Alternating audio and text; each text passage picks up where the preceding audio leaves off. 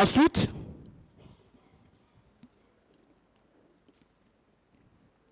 il a déclaré, ou on lui a posé une des questions. Après ces événements, quels sont vos amis qui ont fait l'objet d'arrestation? C'est toujours sur le procès verbal de M. C. Raphaël, à la page 6. Il a répondu, c'était des hommes que Makambo était parti prendre au camp Koundara pour les envoyer au PM3, dont adjudant-chef Bruno et un second dont j'ignore le nom.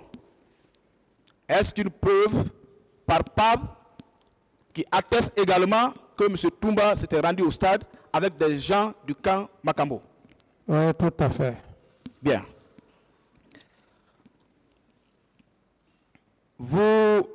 Il y a également le nommé Paul Massa Guilavogui, qui a été entendu par le pouls des juges d'instruction. C'est un de vos co-détenus qu'on a interrogé.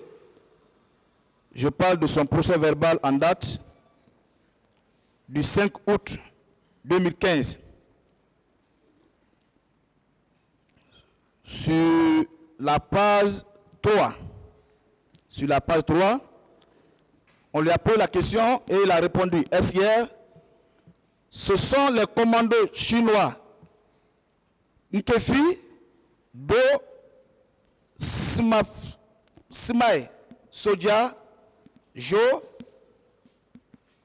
Adjan Lala, Adjan alias dont j'ignore le prénom, et autres qui torturaient sur les ordres de Bégré.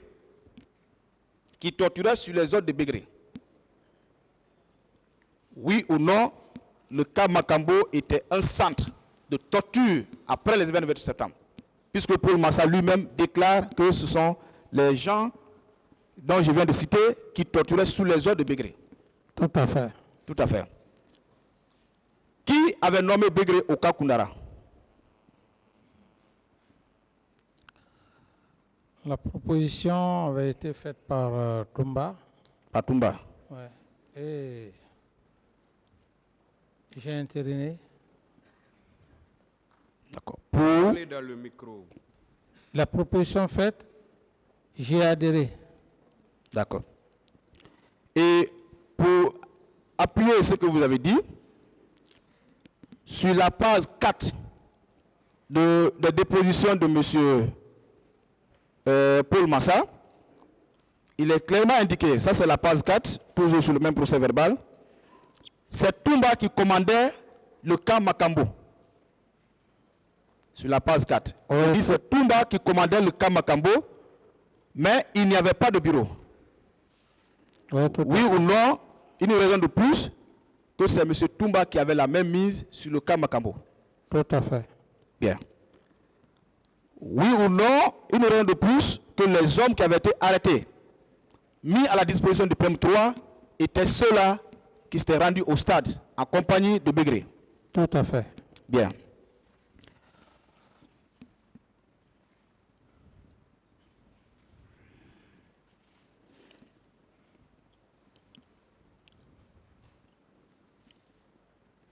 Parlons un peu de cette affaire de complot contre vous et qui a été menée à Troyes, s'il y a lieu, M. Konaté, Toumba et Alpha. Est-ce que vous aviez de bons rapports avec M. Alpha Condé lorsque vous étiez au pouvoir? Pas en tant que tel, mais du respect. Est-ce qu'il est arrivé un temps qu'ils vous disent d'arrêter de recevoir M. Dalin à votre bureau? Oui, bon, très souvent, je fus un peu, j'étais un peu menacé à des moments. La présence de M. Dalin me créait tout à fait des soucis. Et ça, très honnêtement, ça fait d'ailleurs que quand je fus pris comme témoin à l'époque, dans le cadre des événements du 28 septembre, dès lors qu'il y a eu la présence de M.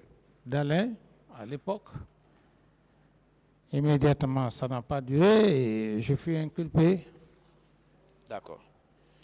Est-ce que en cela, ça n'a pas créé une certaine frustration ou détérioré un peu vos rapports avec M. Alpha Condé, puisque vous avez refusé ces dictats? Oui, tout à fait, tout à fait. Est-ce que vous aviez suivi le 11 juin 2010, le 11 juin 2016, je voudrais dire, la déclaration de M. Abaka Sirik Diakité sur RFI, qui a été relayée par certains sites d'information, dont Aramandoulaye.com, informateur.com, relativement à une affaire de 9 milliards. De 9 milliards, qui serait créancier de M. Alpha Condé concernant 9 milliards. Qu'est-ce qu'il a dit à l'époque? À l'époque, il a dit sur RFI qu'il réclamerait 9 milliards qui représenteraient le prix des missions qui devaient être exécutées dans le but de vous faire quitter le pouvoir. Dans le but de vous faire quitter le pouvoir.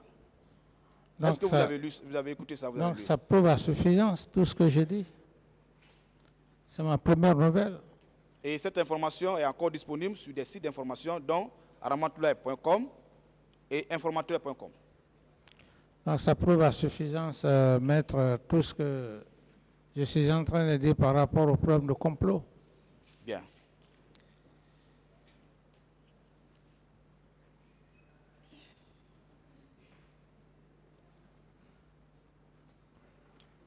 Je voudrais également savoir, ces événements du 28 septembre, selon vous, ont profité à qui?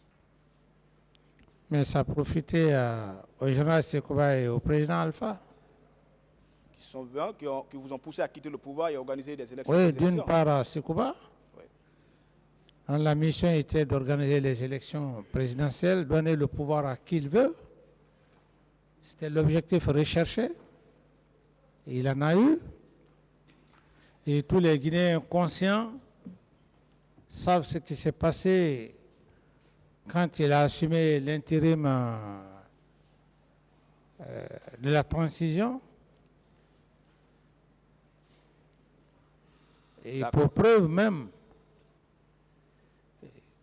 par rapport à tout ce que j'ai dit, les femmes de Kaloum qui sont sorties ont vivement manifesté. Je n'étais pas là, ce sont des faits qui sont têtus. D'autres questions? D'accord, Monsieur le Président.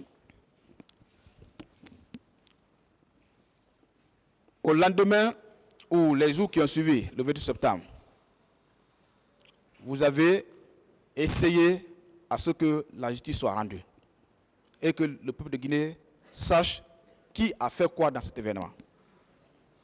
Oui ou non, c'est ce qui a poussé M. Toumba Diakité et ceux-là qui l'ont envoyé à tirer sur vous pour vous empêcher de contribuer, d'aider la justice à connaître la vérité dans cette affaire.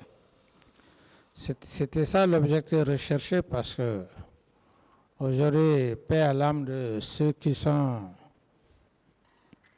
sont plus de ce monde. C'était ça au but. C'était me liquider une fois de plus, et puis pour qu'au moment venu, qu'on ramène tout sur moi pour dire voilà, c'est lui qui a occasionné. Bien. Quand on parle de manifestation, une manifestation déclarée, la police, la gendarmerie devant mener le maintien de l'ordre, fait ce qu'on appelle le plan des opérations. Est-ce que vous savez cela? Le plan des opérations de maintien de l'ordre. Est-ce que vous savez cela? Oui, ça dépend de l'état-major de gendarmerie et puis de la police. De la police. Ils ont une planification. Est-ce que on vous avait fait voir ce plan d'opération? Non. Est-ce qu'à ce stade, bien qu'il y a 13 ans, vous pouvez demander au tribunal, au parquet, de demander la production de ce plan d'opération de maintien de l'ordre. Le plan d'opération de maintien de l'ordre qui peut permettre de savoir qui était posté en tel et tel lieu et qui a été infiltré dans la manifestation. Tout dépendra du tribunal. Monsieur le Président, pour continuer, nous vous prions s'il y a lieu de bien vouloir nous aider à ce que ce plan d'opération, c'est encore disponible, je le dis, parce que l'état-major peut disposer, que ce plan d'opération soit produit, ça nous permettra de savoir qui était posté en tel ou tel lieu le jour de la manifestation. Je continue, Monsieur le Président. Vous connaissez M. Ansoumane Kamara de la police? Monsieur Bafoué? Bafoué, oui. Vous le connaissez? Oui. Vous avez de bons rapports, je crois. Rapport respectueux, on a des rapports, on se respecte. Est-ce que le jour de la manifestation, vous l'aviez vu, le jour du 28 septembre?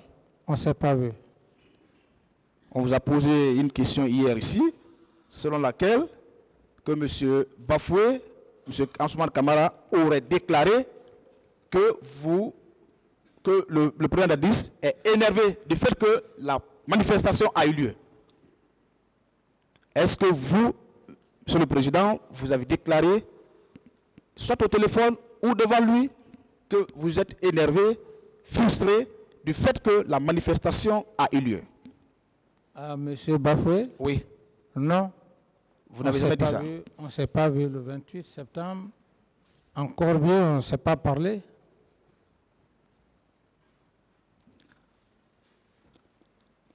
À l'état actuel, après votre audition, ça c'est ma dernière question, est-ce que votre détention, après votre audition, votre détention est nécessaire pour la manifestation de la vérité?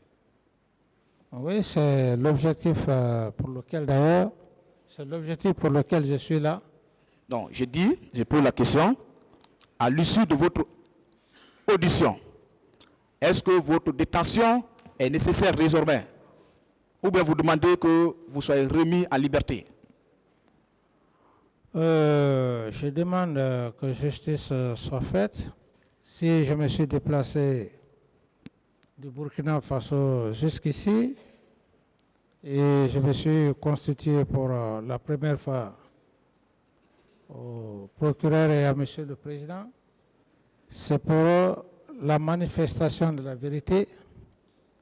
Je vois, la détention, mais ce qui est au-delà de ça, c'est la justice, c'est un problème d'honneur. Je vous remercie, Monsieur le Président.